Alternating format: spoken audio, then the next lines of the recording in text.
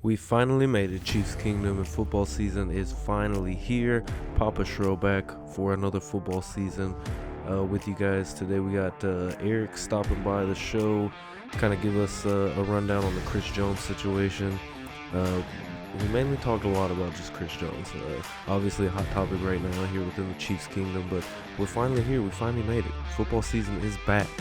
Less than 24 hours before kickoff with the Detroit Lions on opening night to kick off the 2023 NFL season. Your defending Super Bowl champion Kansas City Chiefs will be in action tomorrow night. I guess we'll just jump right into it for real, because we got a lot going on with this game on Thursday night. Chiefs did get good news. Kadarius Toney should be 100% healthy. Travis Kelce, the only one with the designation for the Kansas City Chiefs, obviously hyperextended his knee. We'll see how that goes. I obviously don't think that he should really even play. I've seen a lot of people saying put him on a snap count, things like that. We'll see how it goes. I feel like this episode I kind of wanted to get more in a general sense of just kind of outlook on the season. Me and EDJ really went in pretty good detail, I think, kind of just over the season for the most part, but the Chris Jones situation, obviously. So I'm not going to ramble on too much just because me and him already did that quite a bit with that Chris Jones situation. But I think this season for the Kansas City Chiefs is a big building block year, essentially. A lot of new blood, coupled with a lot of talent leaving. Frank Clark's gone. Chris Jones, obviously, kind of up in the air. Carlos Dunlap, who really helped that defense out last year. The Chiefs have kind of gotten some veteran help the last couple of years there towards the end of the season, midway through the season. Melvin Ingram kind of comes to mind. Even Terrell Suggs, the first championship came in. Let's see, the offense, obviously, definitely a different look with the offense as we're really on past the whole, I guess, Legion of Zoom era is pretty much gone. I think everybody's gone from that, actually. We had DeMarcus Robinson, Sammy Watkins, Tyreek Hill, Cole Hardman obviously going to the Jets, Juju Smith-Schuster gone. A lot of opportunity for some of these young guys to step up, like Justin Ross. Obviously, you got Richie James, who's come in from the Giants as well. Rashee Rice, his name escaped me there for a minute. But a big year for a lot of guys to step up. I wrote about that on my last Substack blog, kind of top 5 storylines for the Kansas City Chiefs. They got a lot of potential for breakout and just to kind of see where the future really lies for the Kansas City Chiefs. Obviously, with Travis Kelce possibly more than likely not being available week 1, it opens that up even more, especially just to see what is this offense going to be like. Travis Kelce isn't going to be here forever, and we'll just see where it goes from here.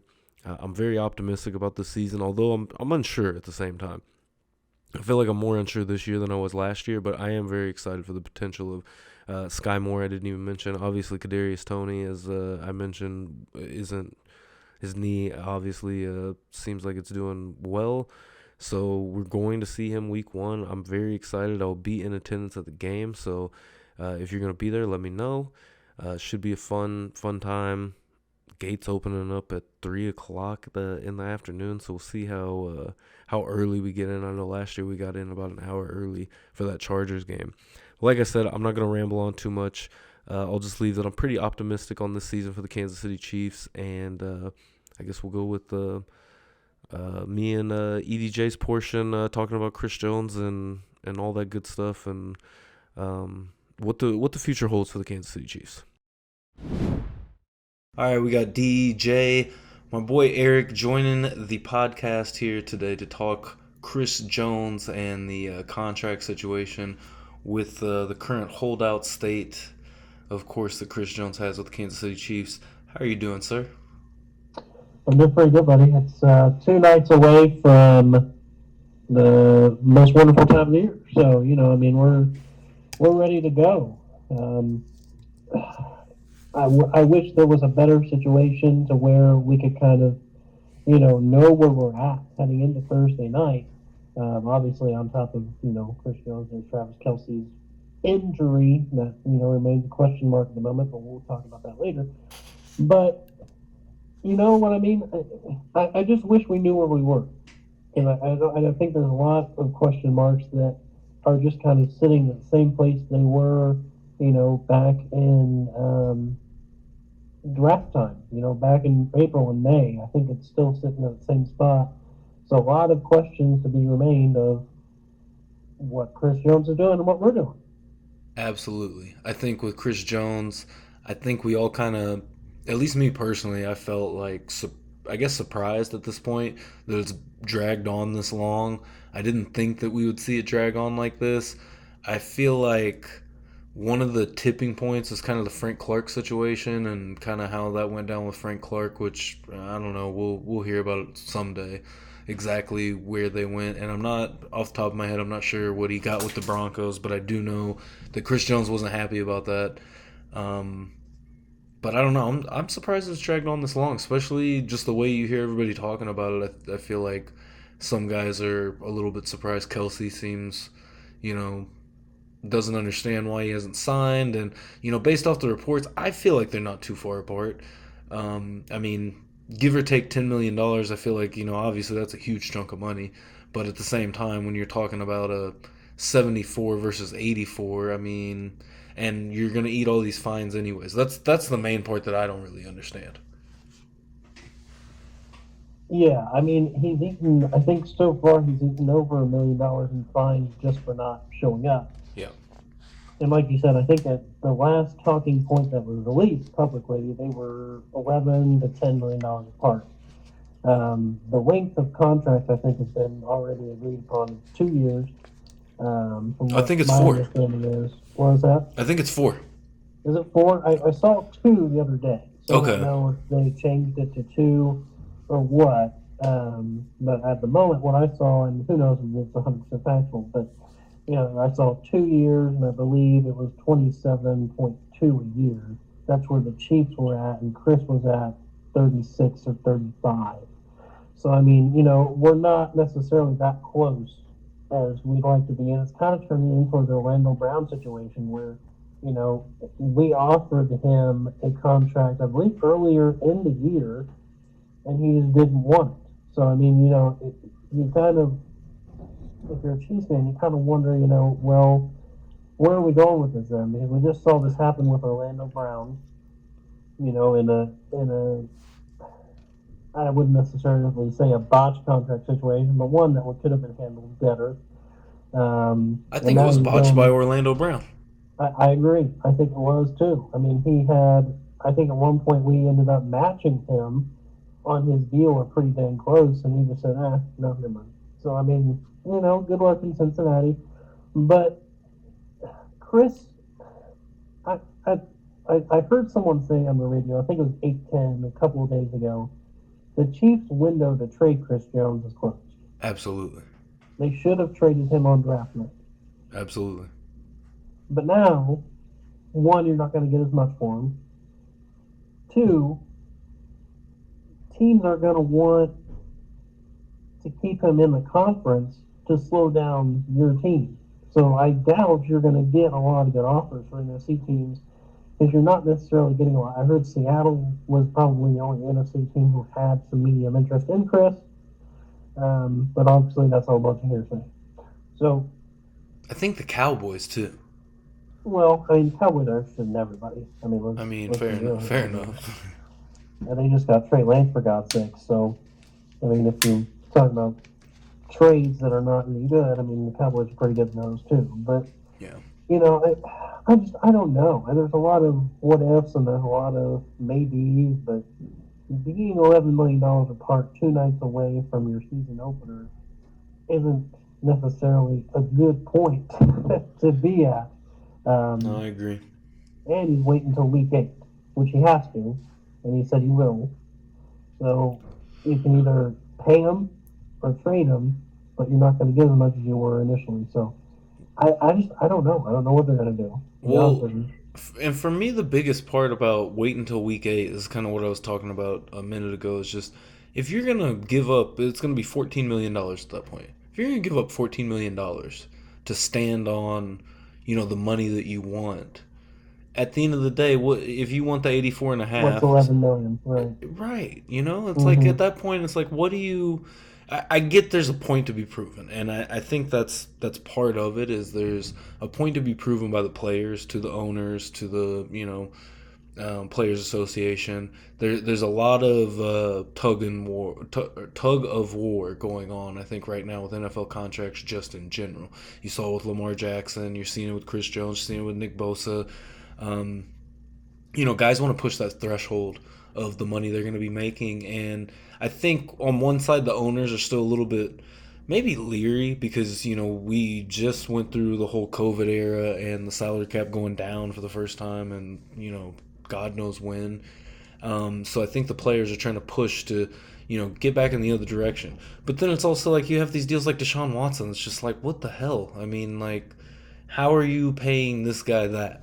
At the end of the day, where he's at. Because with the Orlando Brown situation, like you're talking about, Orlando Brown kind of played himself. And I think, Cincinnati really, their fan base took that as such a win. They signed this guy for less than the Chiefs offered him. It's like, well, he proved through the season he wasn't worth the contract we offered him in the first place. So at that position, at left tackle, yeah, you want to go to right tackle, maybe we can make something work. Or um, so at the same time, I feel like Chris Jones doesn't have anything to play for. I mean, he deserves that contract. He's the best defensive tackle in the league last year, and I will die on that hill. And a big part of why the Chiefs won a Super Bowl again. I mean, really an iconic moment. I feel like in Chiefs history, we'll look back on as Chris Jones sacking Joe Burrow and running off, waving to the crowd. Yeah, I mean, it's the I'll give you that. The annoying part about that is those were his first two career sacks in the playoff game. That's fair. So I think where a lot of people lie, where they look at the Chiefs defense, okay, and they look at it with and without Chris Jones. What's the biggest difference with or without Chris Jones? Because if you look at it, obviously, other than last year, the Chiefs weren't necessarily getting to the ball with Chris Jones either way. Yeah. So they had to add Karlaftis. They had to add, a couple of different pieces there in order just to get to the quarterback. And let's be real, Frank Clark wasn't getting to the quarterback either. I mean, he never really does Well, it. and playoff Frank Clark But is different. All yeah, right. but I mean, it's. I think a lot of people feel like it's justified to be, well, wait a minute. I mean, is our defense really going to be that much different with or without Chris Jones? Because I mean, if you look at the numbers, they're really not that big of a difference. I mean, that shows Kansas City defense has not been very good, but there's just not that big of a difference between the two, other than the sack differential the Chiefs had last year, which was great. But that's the first time they've done that in since Alex Smith was here. Justin Houston, Tom Holly, I mean, all those guys, but they haven't had a defense like that in a long time. Okay, so I'll give you one number, and I put this in one of my blogs that I just recently put out this week talking about the Chris Jones situation. So in the last Okay. 5 seasons, the Chiefs defense with Chris Jones on the field has a quarterback pressure percentage of 35%. That ranks first in the NFL. Versus when Chris Jones is off the field, 27%. That's 28th best in the league. So I think basically what I'll play off of that stat to say is that I think Chris Jones is a big key in getting other guys open to rush the quarterback. And I think that's the biggest place that they're going to really hurt for Chris Jones because that's another thing I kind of talked about in the top 5 storylines was, the pass rush, but two, the rush defense because the rush defense is terrible at the end Yeah. of the day. When these top tier teams want to run all over the Chiefs, I mean, they average 5 yards per carry. The Bengals did it. I'm pretty sure the Bills did it. You got that Bills game is one that sticks out. It was earlier in the season, but it just seemed like they threw a split back on the field and one of your guys is taking out Nick Bolton, and as long as you take out Nick Bolton and can get past that first level, which really hasn't been that difficult with the guys that the Chiefs have put out there. Now, Mhm. granted, that's why you bring in Keandre Coburn and what's Neil Farrell that they brought in from the Raiders. I think that's a big reason why they brought both of those guys in. I don't think that, you know, I like Derek Nottie, but I don't know if he's necessarily cutting it when it comes down to it. So, I mean, the Chiefs did add depth to try to handle that.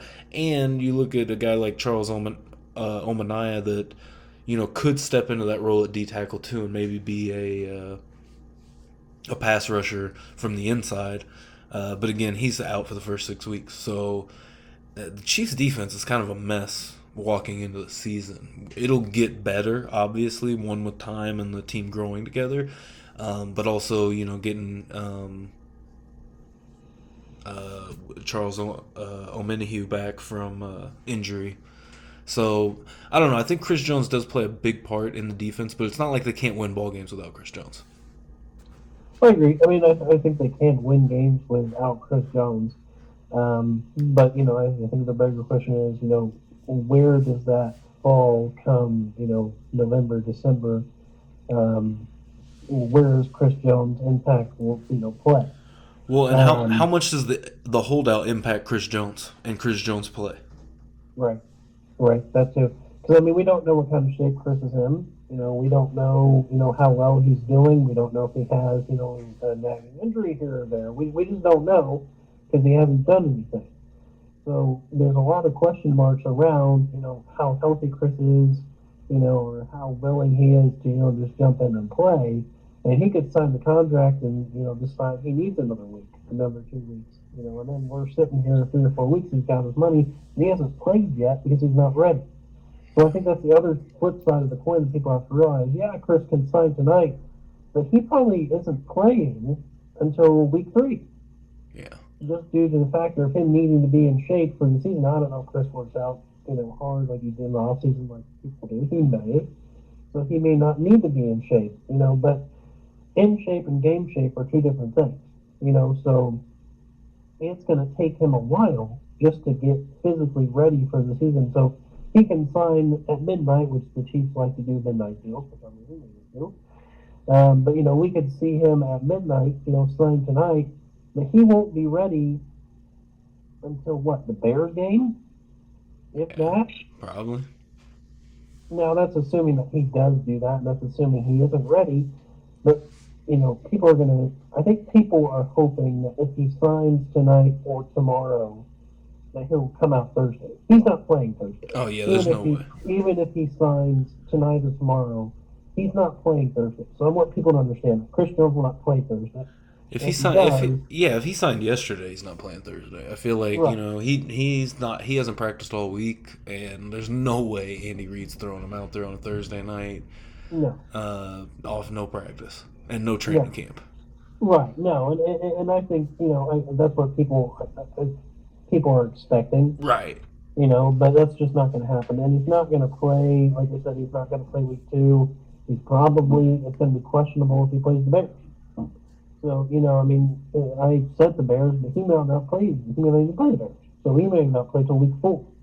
So he got 3 weeks without Chris Jones. But he's got his money, or he can sit out till week 8 and then have to wait 3 weeks. And if the Chiefs are, in a position which they have been for the past, 5, 6 years, we may not use him until January. Yeah. There's no And point of using him.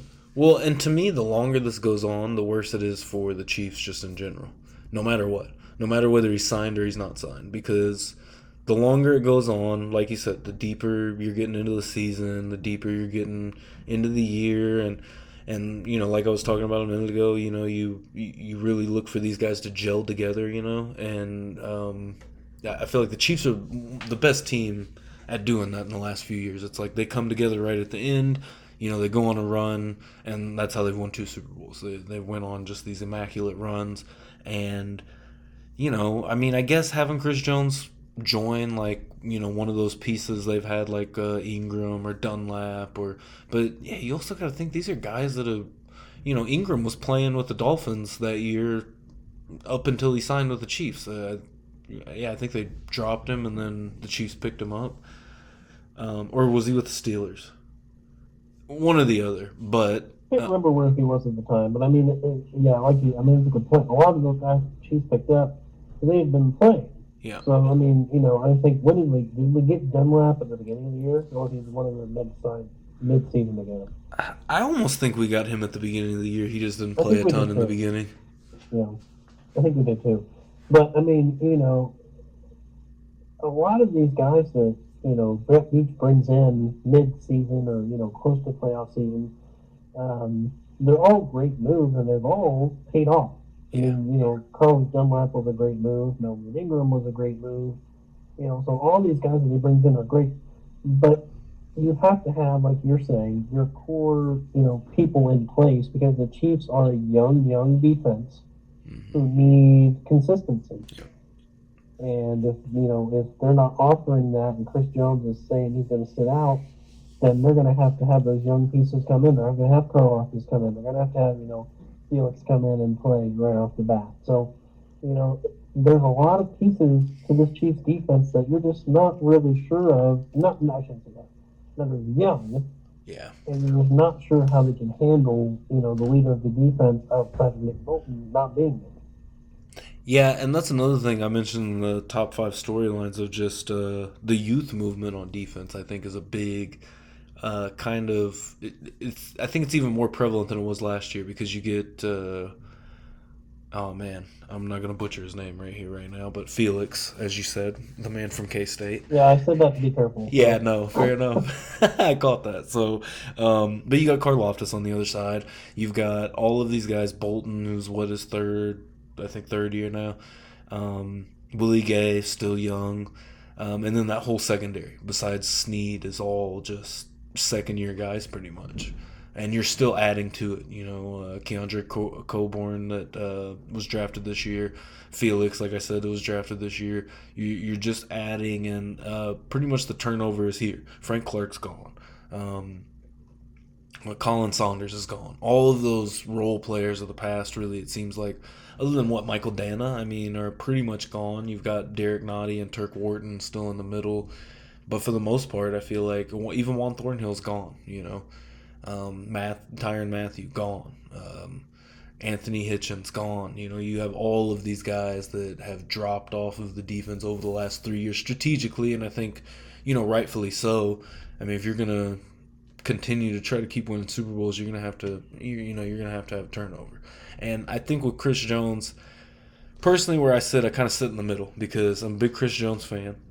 I want to see Chris Jones get paid, but on the other end, at the same time, I mean, the Chiefs have gotten here by not overpaying guys and, keeping him here long term. If that's what they wanted, they can go find that somewhere else. And with Chris Jones at this point to where we've gotten, I almost think that, it may be time to move on from Chris Jones. And as much as I don't like that or the thought of that, I'm a huge Frank Clark fan. And, literally the day he was waived, I got my jersey in the mail. It was a really somber day here at my household, but yeah, man, I don't know, just it just has to happen. It just has to happen. The turnover has to happen. It is what it is. Well, you're right. I mean, it does have to happen. And, you're talking about L'Jarius Sneed. That's another guy that, we're not sure of what the deal is with that. Well, I've heard there's a deal on the table. Yeah. And it sounds like it's a deal that he's willing to sign, but he's waiting on Chris. So, and I should say the Chiefs are waiting on Chris, but,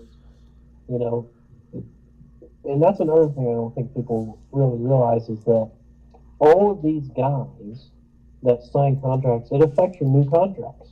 Yeah. So Chris hasn't signed yet. Well, Darius Smee isn't going to sign because he doesn't know what the cap room's going to be, after that.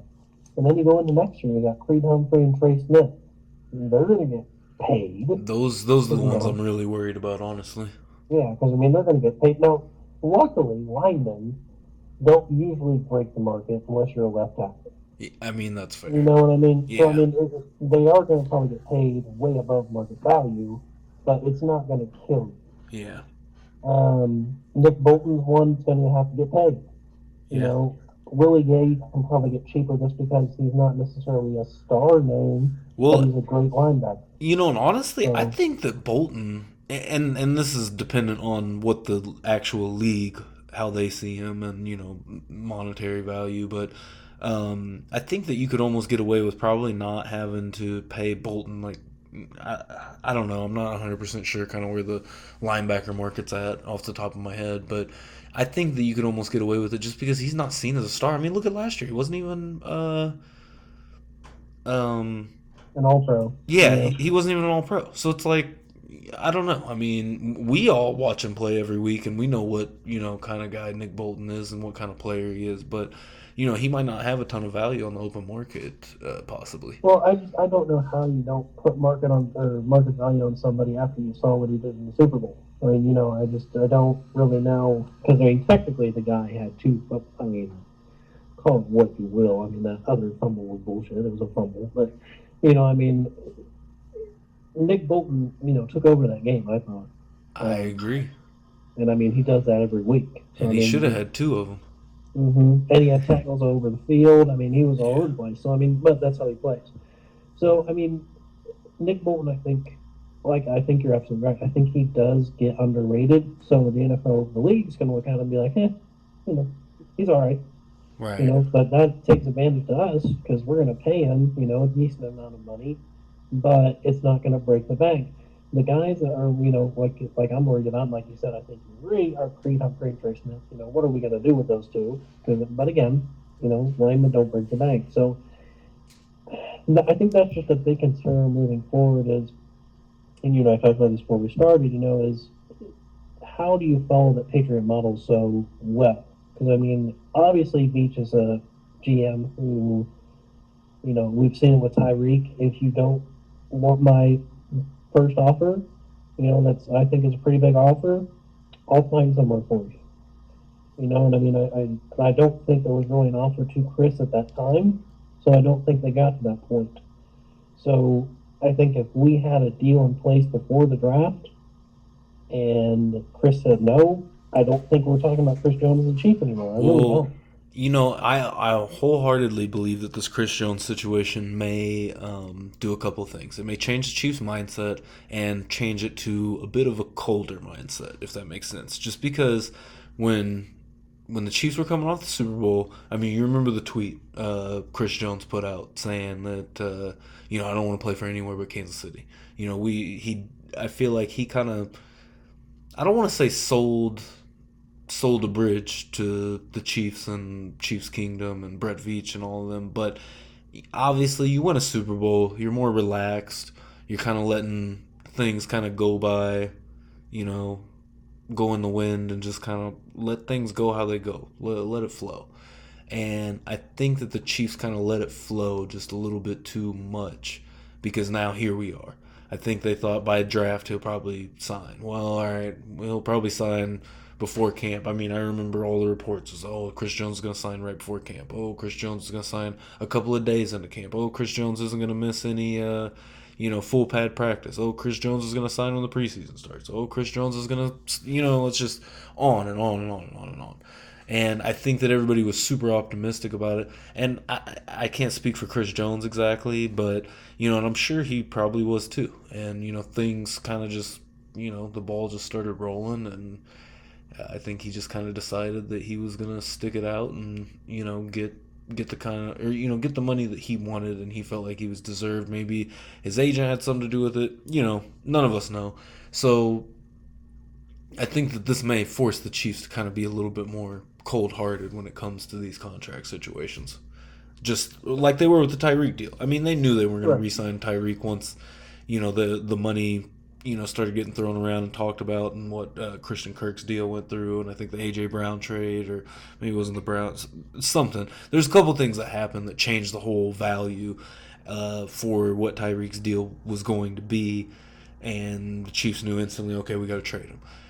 Now maybe if something like that were to happen on the D line market, the interior defensive line market, at that time, and they knew that they couldn't match that, I don't know. But I also don't think that they expected, which I can't remember how much Donald is, but I know 84 and a half is under it. I think it's somewhere in the 90 million range. for Aaron Donald. I have no idea, but I know it's close to 100. Yeah, but the Chiefs, I think, felt like they were going to be able to definitely catch a hometown discount on Chris Jones, and I mean, at seven, I mean, okay, 74 million. That's hometown discount, absolutely. But I mean, yeah, I think you're right. The Chiefs were looking for, like you said, a hometown discount. And I don't know if they'll get one, but like we said, I think the offers on the table that have been published recently were as much as 11 million away. So, like you said, he's going to sit out and probably for 14. So, what's the difference? It's $3 million. So, right, I don't know. I mean, we can talk about, how the Patriots built their dynasty and how, they did all these things the right way and, paid all these players so little. But towards the end, when they had a 10-year run where they didn't win anything, towards the end, Brady got tired of, playing with nobody. yeah, And I think that showed. I mean, Tom Brady's the best quarterback of all time, but he got tired of playing with nobody. So you kind of have to, at some point, say, okay, we can do this model, but we have to do it differently. So I think the Tyreek Hill trade was a bit different than what the Patriots would have done. I think this handling Chris Jones is a little bit more of how they would handle it. But I don't know. Like I said, Chris Jones isn't going to be ready for a long time, even if he signs in the next 24, 48 hours. So we're about to find out, how big of an actual impact Chris Jones not being there does. Because absolutely. one game we saw in Arizona, they looked good, and they looked pretty good without him. You know, the And defense then hasn't looked bad in the preseason, honestly. they don't really have it. I mean, the third game I don't really count because the Browns were playing their starters and the Chiefs really weren't. Yeah, And so, I mean, if you want to count that, you can. But I mean, the Chiefs came back and beat them with their third string, so we'll take it. But and the two games you saw, the defense wasn't terrible, wasn't great, but it wasn't terrible. And it's youth and inexperience that Beach wants to bring, and Spagg's going to have to work with, and it's just something we're going to have to get used to. yeah, Unfortunately, it's going to be young defenses to pay Mahomes and to pay the offense around him. And the other thing is that we've seen to earlier today. I think hits more serious fans home. Travis is almost done. And it's not like he's 5 years out. He's probably 2 years, maybe. And one serious injury away from maybe 8 years. So I mean, who? Travis Kelsey. I mean, he's probably a year, Yeah, 2 years out at the most. And if he does end up that knee injury being more serious, he's a year out. So yeah. I think a lot of people need to realize that this team is about to change. In a lot of ways. You know, Like or not. I absolutely agree with you. And with Kelsey, I don't know. They are definitely holding on to. He is that safety net of that offense, and I don't. I'm not trying to say that that offense won't be able to operate without him, but that is going to take away a huge weapon that the Kansas City Chiefs have, and would change the offense again. And I mean, just look at how the offense has changed. From the early Tyreek days of the, vertical, down the field, all the time offense versus a very, different dink and dump type of offense. Something that Locked On Chiefs, Ryan Tracy, had said earlier this week, or maybe it was last week, that I thought was fascinating, is you think the Chiefs will switch to a 3-4 next year from a 4-3? Talking about change and this Chris Jones situation, maybe fueling that kind of possibility. Um, I think anything's on the table. Yeah, I think they definitely could trade to more of a 3-4. Have more of a your linebackers are more, set up for it. You have more of the linebacker blitzes, yeah, more of the corner pressures. I mean, I think it's going to be a lot more dependent on where our linebacker core is at. But they have Trey Quill now from the yep, Chargers that we brought over. We have Willie Gay, Nick Bolton. I mean, so And don't and forget about Chanel Leo too. Chanel on the other So side. yeah, Chanel, Yeah, yeah. So I mean, we've got a lot of good linebackers. yeah, We just have to figure out, and if we switch to 3-4, they're going to get played more. yeah. I think it definitely is a possibility. And who knows how much longer Spagnuolo is even going to be here. So True. I don't think we'll see Spagnuolo here that much longer. If the Chiefs win the Super Bowl this year, he's not going to come back. He's going to get a job somewhere else, or he'll retire. I don't know, but I can't I was see about to say, him staying. do you think so? Because I honestly almost don't think that Spags will get another head coaching shot. Because what he's had with the Giants, I want to say, maybe I'm wrong on the Giants, but Well, he had the the Rams. Rams, yeah, Mm-hmm. I know the Rams for sure. Just for reference, I looked it up. Aaron Donald's total value is at 95 million, I was going to say with it's a pretty close to 100. yeah Yeah. 31.6 APY. Mm-hmm. And then what's that? Two, three, four, five, six, seven, eight. Ninth on the list is the current contract of Chris Jones, 80 million total value, 20 million APY. So 80 over 4 years. Yeah, give him another 80. Because at the end of the day, so that would be what, a five and a half or $4.5 million increase if they went with 84 and a half, which I don't know. The only thing is, like, how much gas does Chris Jones have left in him? And at the end of the day, I mean, kind of I don't know. I think that's kind of being slighted towards him, saying that he's not a huge impact on the Chiefs' defense. But, I mean, only time will tell. Like I said, Thursday night we'll be able to tell, and we'll be able to see. So, Well, I don't. That's the thing. I don't know if it will be told on Thursday night. well, yeah. Because I mean, I think it'll be told week 9, week 10 if Chris is just not there. Yeah. Well, I mean, it'll have to be. But if you know, I think it's going to be told pretty quick. I think we'll probably see the bigger impact probably week 4. Week 4, week 5. Once you start getting into those divisional and, When you start getting into divisional games, who is the first divisional opponent? off the top of my head, I'm not sure what week one. I think it's Denver. Yeah, I think Denver is the first West game we play. I think you might be right, because I know it's so Detroit, Jacksonville, Chicago. I'm not 100% sure after that. So, um, EJ, what's your final prediction? What's gonna happen in this Chris Jones situation? How's it gonna shake out? I, I I don't see it going anywhere good, to be honest with you. I mean, I think we're at a point now to where Chris is willing to sit out. Veach is going to have his mindset of where the money is.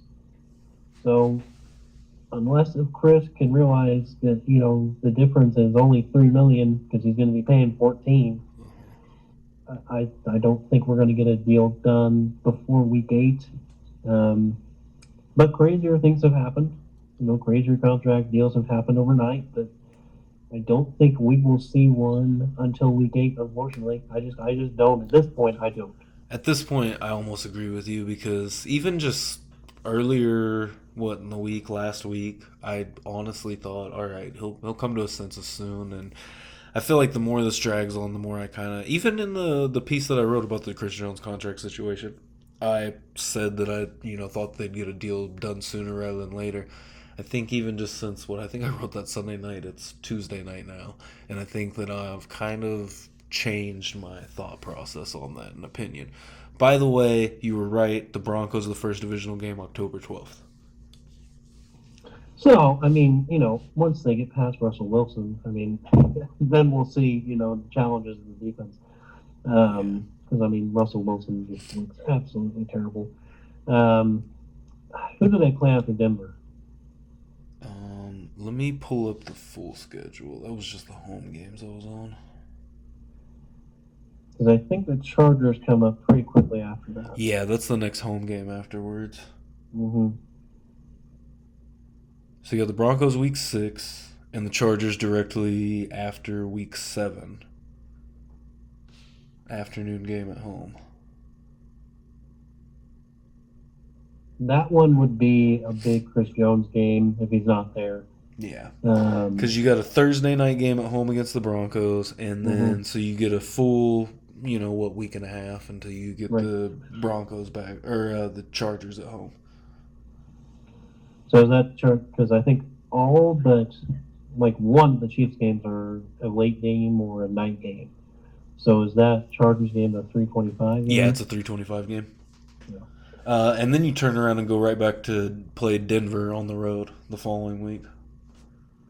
That's see, I don't know. I think the NFL realized that the Chiefs playing Denver in December isn't working anymore. No, Um, we don't need to see that in December. yeah, Also, I if we mean, could stop playing the Raiders in the final I week, was getting that. also. That was my next point. I mean, I think the Raiders, us playing the Raiders in December is leaving next. Yeah. So I mean, I think we're just gonna have to play the Chargers in December from now on, which is fine. But And the Chargers are the Week 18 game in right, LA. right. So there you So go. it's So I not a bad mean, finish. Week 16 Raiders, Week 17 Bengals at home, and then you go on the road to play. So it'll be home, away in the final 3 weeks. yeah. I mean, I just wish we'd played the Bengals earlier in the year, but That's fair. It I seems like don't they know. keep giving us the Bills early and the Bengals late. Because the Bills, I feel like, are. I guess it's kind of middle of the season. Week 14, so that's a little later in the year. Last year, I was gonna say pretty sure it last was year was earlier. Yeah, week 5 or 6. something like that. Yeah. It's usually week 5 or 6 we play the Bills, but Yeah. I guess they decided to make it week 14 this year. I don't know. I mean, unfortunately, it just doesn't look great. And Yeah. it's not for the Chiefs, but for the Chris Jones situation Yeah. itself. It doesn't look great. But I mean, obviously, I guess we still have 48 hours, so we'll Well, see what happens with that. right, and it just goes to show how much Chiefs Kingdom has to talk about because just me and you spent 40 minutes just about rambling on just about Chris Jones and this contract situation.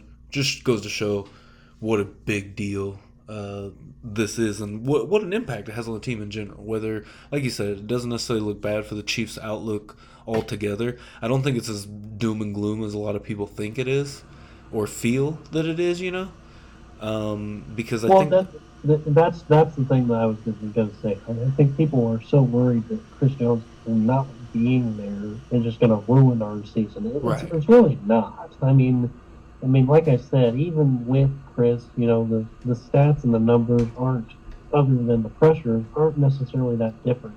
right, I mean, so if we give up 30 points with Chris, we're going to give up 30 without him.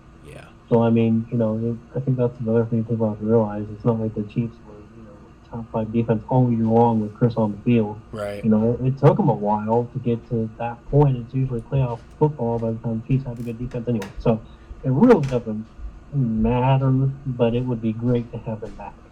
Absolutely agree with you. Well, I appreciate you stopping by the podcast, Mr. EDJ. Yeah, man, it's a lot of fun. I mean, obviously we'll talk about Chiefs football obviously as the year goes along, but Thursday night, 2 nights away. Feels weird to say, but we're almost there. We are almost there. Exciting times. All right, always good to have Eric on the show.